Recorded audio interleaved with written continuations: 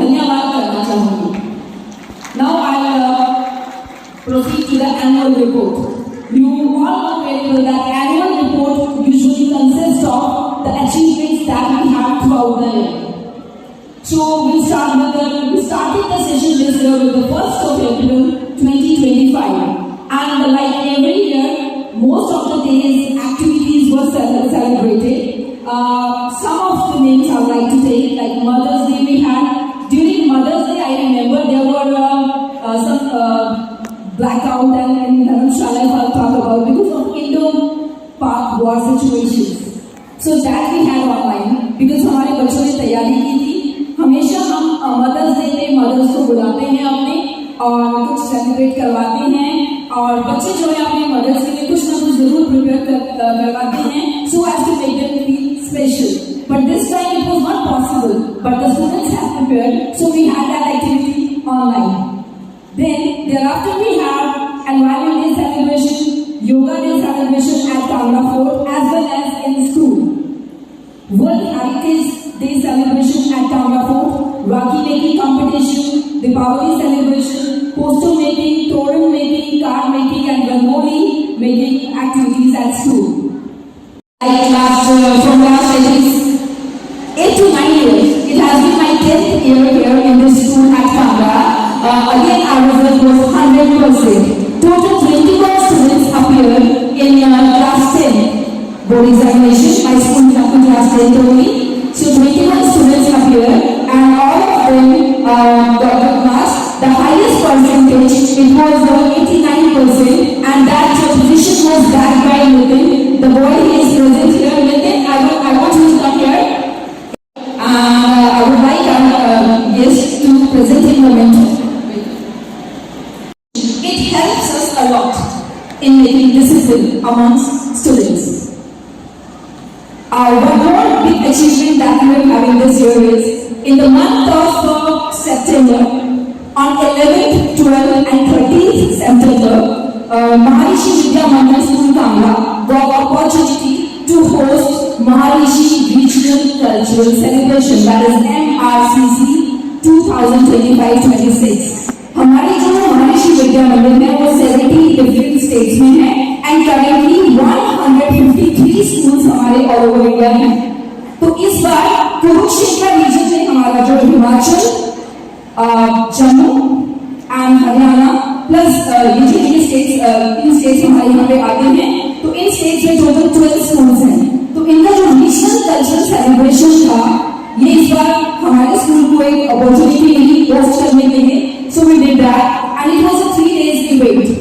Some of the guests were present here. I can see that some of the faces. तो कुछ आप में से थे जो यहाँ पे आए, जिन्होंने बच्चों की एक्टिविटीज को देखा, उनकी परफॉर्मेंसेस को देखा. Throughout the day they were sitting here और जजमेंट करना. देखिए आप जानते हैं बच्चा अगर स्टेज पे आ जाए ना मेरे ख्याल से वही बहुत बड़ी बात होती है और उनको जज करना. So in that difficult task, all you came, you helped us in picking out the best ones, and in that event, the senior and junior branch of our school it got first position, and we moved or we got an entry to Maharishi National Cultural Celebration that usually takes place at our national office in Bhopal.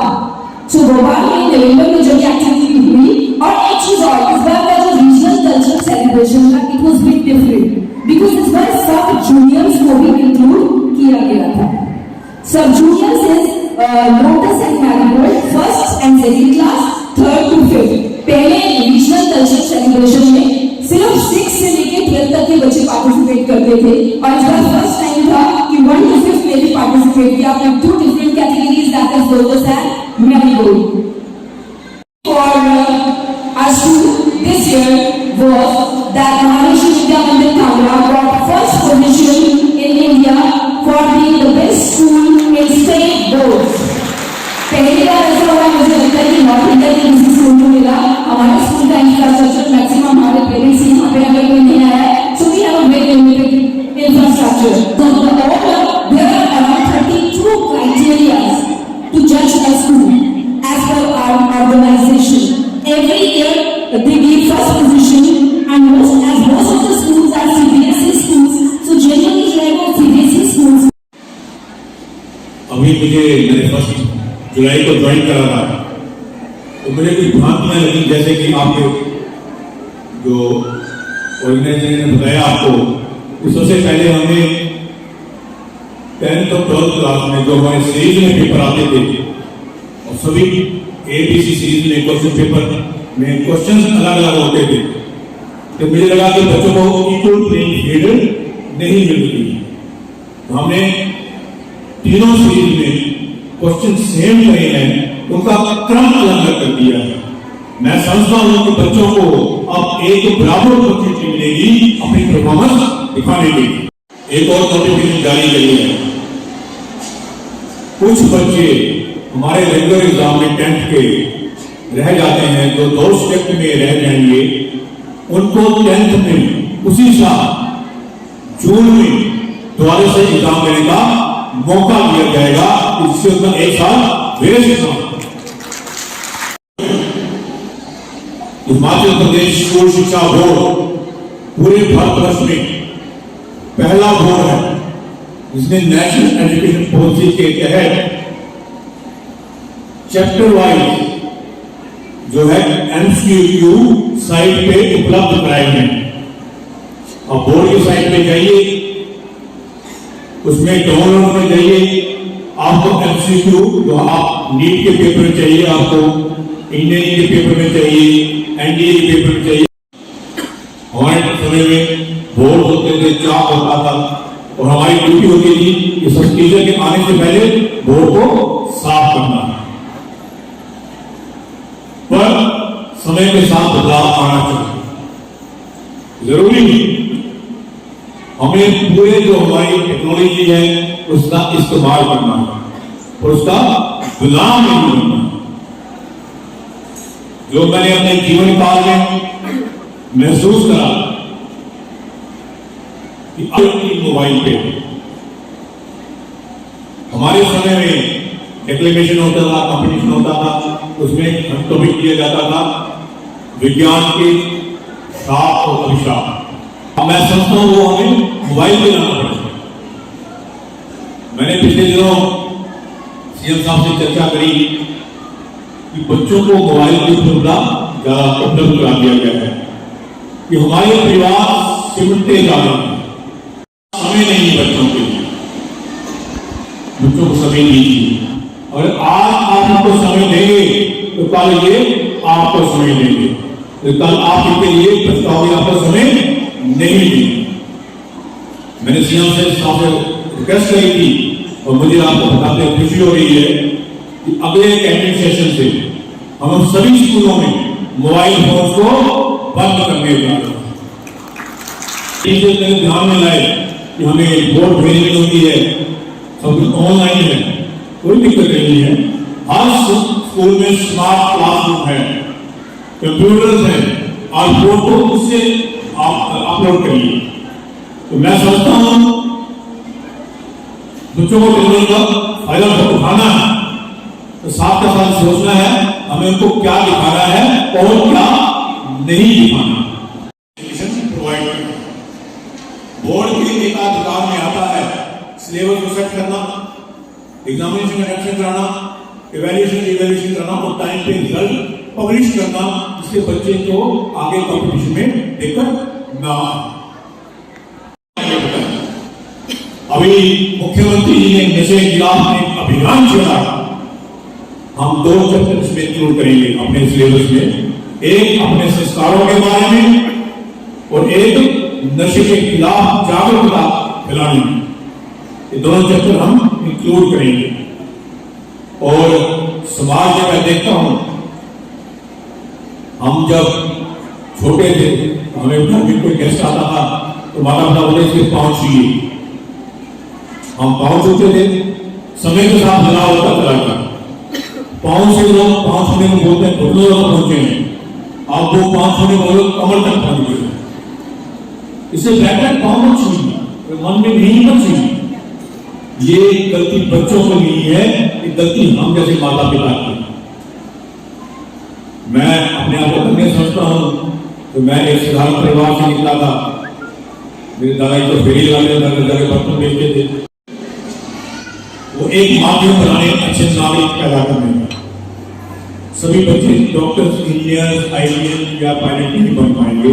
अगर हम एक अच्छे प्राणी, सामाजिक प्राणी बनाएंगे तो school का ध्येय पूरा हो जाएगा। तो आने वाले समय में आपको पता है रोजगार के साधन अच्छे नहीं, तो हमें एम्प्लॉय पैदा नहीं करना, हमें एंटरप्रेनर पैदा करने हैं जो अपने लिए रोजगार करें तो 4 और लोगों को रोजगार दें। ये ध्येय बना के चलना है।